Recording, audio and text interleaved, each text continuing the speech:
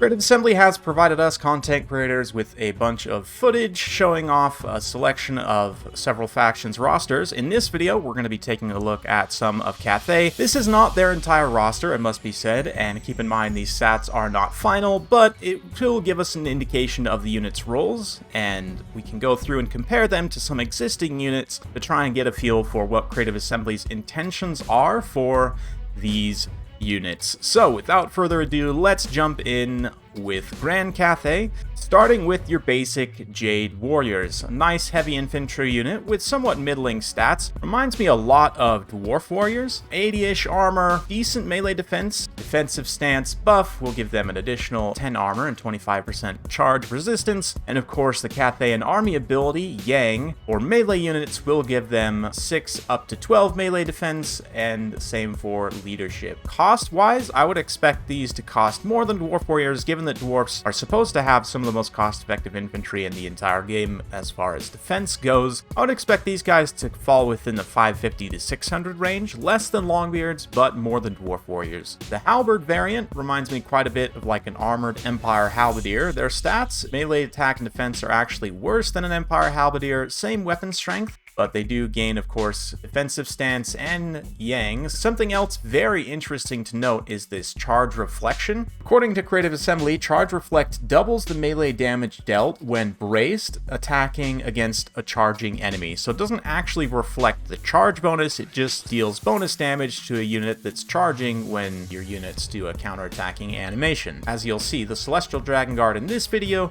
and the Khorne Warriors with Halberds in that video will gain Charge Reflect, and according to Creative Assembly, all halberds will gain Charge Reflect, so celebrate, you men-at-arms with polearms and zombie deckhands with polearms. Something is coming your way. One thing to note about HP as well, they do have slightly less HP than Empire Halberdiers. Continuing on with the fancy halberds, the Celestial Dragon Guard remind me a lot of Temple Guard. There's 100 in a unit on ultra sizes. They have more armor, less leadership, and my guess is significantly less mass as well. But their attack and defense stats are somewhat comparable. They have less weapon strength, but more melee defense, but in many ways can be considered an analog of Temple Guard. They do have expert charge defense though, keep that in mind, as well as charge reflection, and of course, Yang. Something else to note about the Cathayan infantry is this formation attack, and you'll see this in battle, both on this channel and on other content creators' channel if you watch some of the Cathayan gameplay upcoming. I'm not the biggest fan of formation attack. It has been in Total War games in the past. For example, in Rome 2 Total War, it was a prominent feature of many of the Hellenic and Roman units. It affects the behavior of a unit in some strange ways. They will try their best to maintain their formation, but sometimes that means they kind of get turned around. They may not kind of wrap around a unit's flanks. If they have more unit models, they'll just sort of stay in formation. So I'm hoping that this is something like in Rome 2 that you can toggle on and off, just because the behaviors of formation attack can be a little bit buggy, at least they have been in the past, so something to keep an eye on for sure. Moving on to the humble Peasant Archers, it looks almost like a copy-paste of Skeleton Archers' stats. Of course, the fact that they're alive does make a pretty big difference. They do count as expendable as well, so they'll probably run away in a big hurry. We don't get to see the Peasant Spears here, but you can sort of infer they're very likely to be on par with like a Men-at-Arms or Skeleton Spearmen in terms of stats and leadership and everything. Nice low-tier troops, good to have. Won't deal a ton of damage, but a nice volume of fire at the very least. We also see our first instance of Yin. This gives reload skill instead of melee defense, as well as leadership. Jade Warrior crossbows with shields, again, almost like a copy-paste of Quarrelers, not exactly. They do have less leadership, but same armor, also have shields, same as with block chance. Slightly faster than the dwarves, and with slightly worse melee stats. It would appear then that the Cathayan crossbows follow the lineage of the Empire and Dwarf crossbows, and that they'll have pretty good AP values, good damage overall, but not primary AP like the Dark Elven crossbows. It appears they also get defensive stance, meaning they'll gain an additional 10 armor and 25% charge resistance, which is actually really nice for a skirmish type unit, especially fending off something like a light cavalry that doesn't have a huge charge bonus, but enough to make a difference, something like Illyrian Reavers coming in at 40 charge. If you're able to negate, 25%, that's 10 charge, which is significant enough that it will help protect this unit. definitely looking forward to using these guys in combat. They seem like a really nice, tanky crossbow unit. Crane Gunners are basically like Jezzails. In fact, I think in the lore, Ikit Claw stole the design of the Crane Guns to make Jezzails, if I'm not mistaken. But basically the same range, a little bit less missile damage, but similar ammunition count. Similar melee stats. They also have silver shields, but only 30 armor instead of the Jezzails' 70 armor, so definitely going to be a very strong unit. Jezzails have been ridiculously good in past metas, even still in many cases, especially if you're able to get them ranked up so they get more accuracy and fire rate. They can be an absolutely devastating unit, so looking forward to using the Crane Gunners as well. Should take note, they also have Shield Breaker, as do Jezzails, and I believe the Deck Gunners do as well, but nice to see. Will be great to synergize with other types of ranged units in order for them to do more damage against shielded targets. Also raining fire and death on the enemies. The fire rain rockets I thought would be basically just a 1-for-1 for the Hellstorm rocket battery, but it does appear they're somewhat different. Instead of dealing armor piercing damage, it's non-armor piercing, but it appears to do a greater amount of damage over 10 seconds. We don't get a missile breakdown in terms of the number of projectiles and the exact explosion values and everything, but we'll look forward to seeing that when I get my hands on the game fully. But in practice, it will be somewhat similar to the Hellstorm rocket battery, except you may not take it against heavy infantry factions, rather only taking it against light infantry factions, of which there will be many with demons coming, certainly. I must say, I do love the unit models of these, the little lanterns hanging off the side of the oxen, pulling these cannons, makes them look absolutely awesome. The art team has really outdone themselves once again, which, considering their past work, is pretty impressive, it must be said. One place where Cathay did completely copy the Empire's homework is with the Grand/Great Cannons. Literally almost exactly the same unit, except it has fire damage and literally one less missile strength over 10 seconds. Amazing. Pulled by oxen, I guess that does make it slightly different as well. 30 speed instead of 20, which is nice. Must be said, the Cathayan artillery will be slightly faster than other factions' artillery. Still only infantry speed, but it does look like they could technically outrun Dwarven infantry, which is kind of hilarious, actually. Definitely will be a strong unit, as the Empire Great Cannon is for them, and the Dawi Cannon is for them. Cannon units in general tend to be very good in a multitude of situations, so great asset for the Cathayan arsenal. Hulking, towering far above, the Terracotta Sentinel reminds me quite a bit of the Hero Titan. It's got magic attacks, no flaming attacks, but actually much more melee attack, less melee defense than the Hero Titan, slightly less weapon strength. It doesn't come with the sort of magical doodads either of Free Spirit Leech, Shem's Burning Gaze, and that magical regen ability. It is unbreakable though. I mean, you could argue the Hero Titan's kind of unbreakable in the fact that it's undead, but the Terracotta Sentinel also much faster, 48 speed for sort of a, you could maybe call it a giant type, you know, a two-legged giant type monster, is pretty fast. It's much faster than the actual giants, it's much faster than the Hero Titan, so that's great. Having a good speed on something this big is pretty important to be able to stay out of harm's way, of trying to avoid missiles if you can. 48 speed's fast enough to outpace most infantry, so should be able to stay out in front. You will be at danger of something like, I don't know, Triads or War Dancers, some of those faster attack units with Halberds, but for the most part, it should have the speed to avoid taking too many bad engagements. The same can't be said of the Hero Titan though, so that is definitely an advantage for the Sentinel. Another reminder that all single entities, including characters and monsters, will also get the Wounds trait in Game 3, which will give them a debuff when they go below 50% HP. That means as healing arguably becomes more important, but also keep in mind that fire damage nerfs healing received anytime a unit gets hit by any kind of flaming attacks, whether that be magic, ranged, or melee. Speaking of flaming attacks, the Sky Junk here, the damage output, if we compare it to the Gyro Bomber, is lower, and it does have only 3 bombs. Don't get an exact damage breakdown. I'd have to look. I forgot to check for the Gyro Bomber bombs, but that looks pretty good. I mean, the Sky Junk bomb is definitely there. The Sky Junk does have way more HP though, and even as we'll see in a moment, the Lantern does. They are much slower. It's kind of an awkward comparison, and I guess I chose to do the Gyro Bomber just because we don't really have a lot of ranged flying single entities in this game that are comparable, you know, outside of like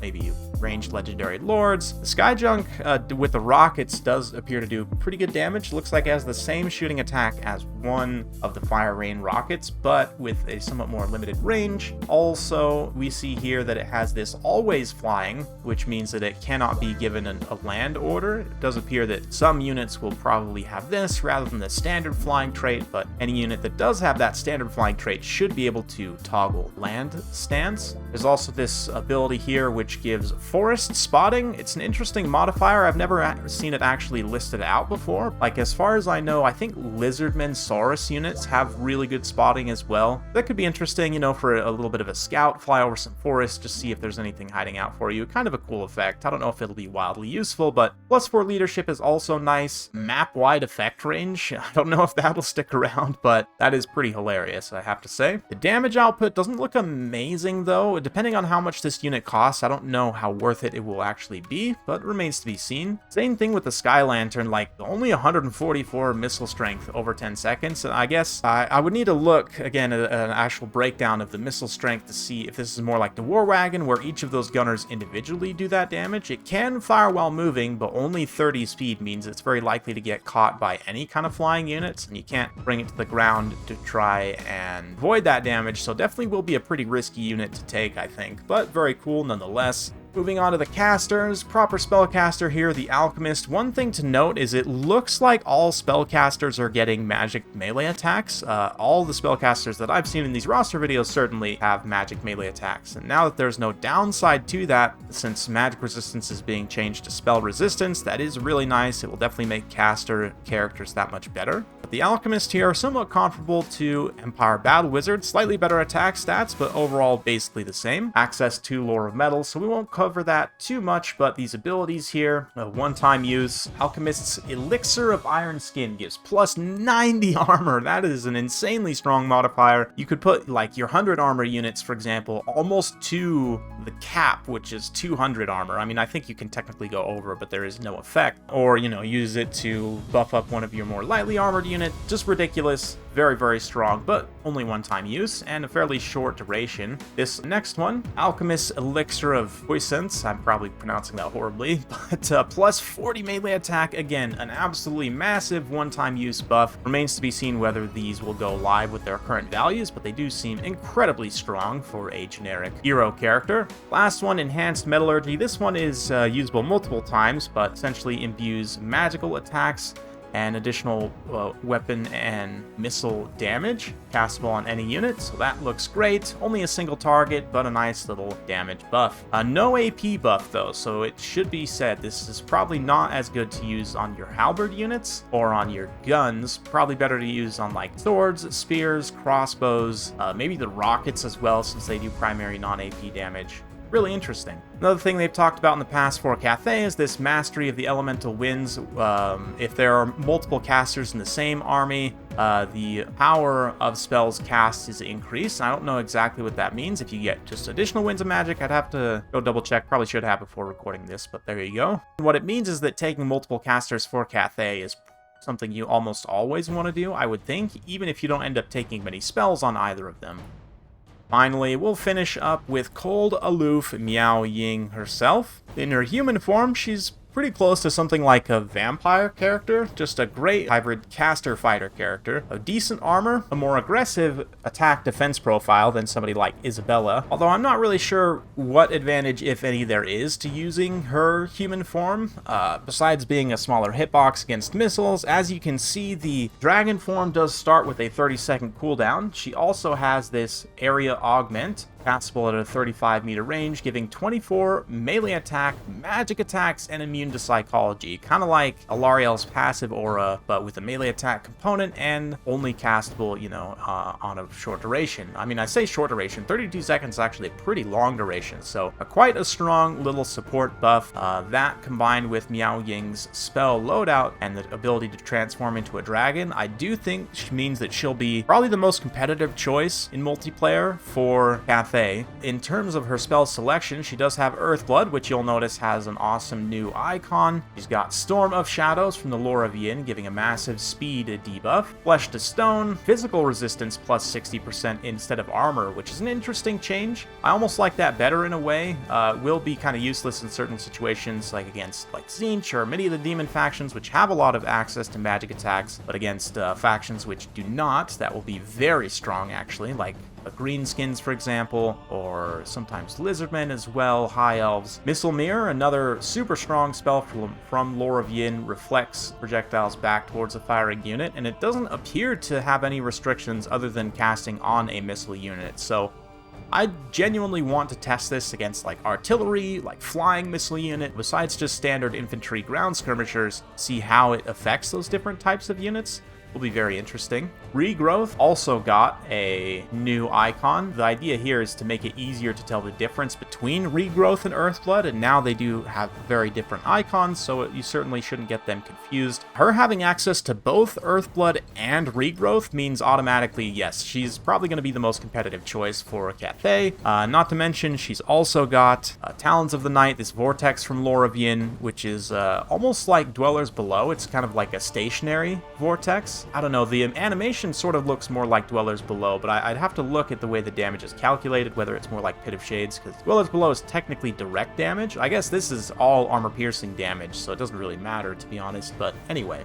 She also gets this Disdain of the Dragons, -8 melee attack in an area of effect, only for non-hero or lord units, so cold, aloof Meow looking down on the lowly, non-character units makes them feel bad. So there you go.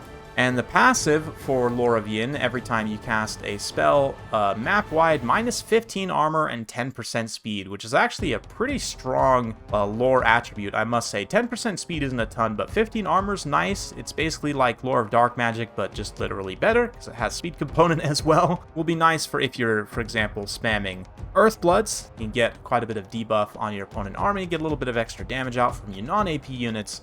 Great to see that. And she also has Arcane Conduit as well. Notice with the magic abilities, you'll notice that most now only give power recharge, and the rate is actually given in a percentage. A handful of abilities will also give power reserve, and the way they explained it is that because of the changes made to magic, like power reserve you get from abilities is permanent rather than being temporary like what it was before, which is why they've removed that component from quite a bit of magic abilities. But still, 40% power recharge rate can be very useful to try and get those spells out quickly. Arcane Conduit may not be as useful as it was before, may not be as much of an auto-include, but certainly seems like it will still be quite nice. She also gets a little bit of missile resistance and spell resistance in her human form. 25% spell resistance will help her keep from getting spirit leeched while in human form, waiting for that dragon to come off of cooldown. Speaking of which, our helpful Creative Assembly employee gonna start up the battle, pop it in fast forward, and allow us to get to the dragon form so we can see the transformation in real time. Gotta say, I love Meow Ying's idle animations, but here we go. Awesome animation for the transformation. I mean, she kind of just,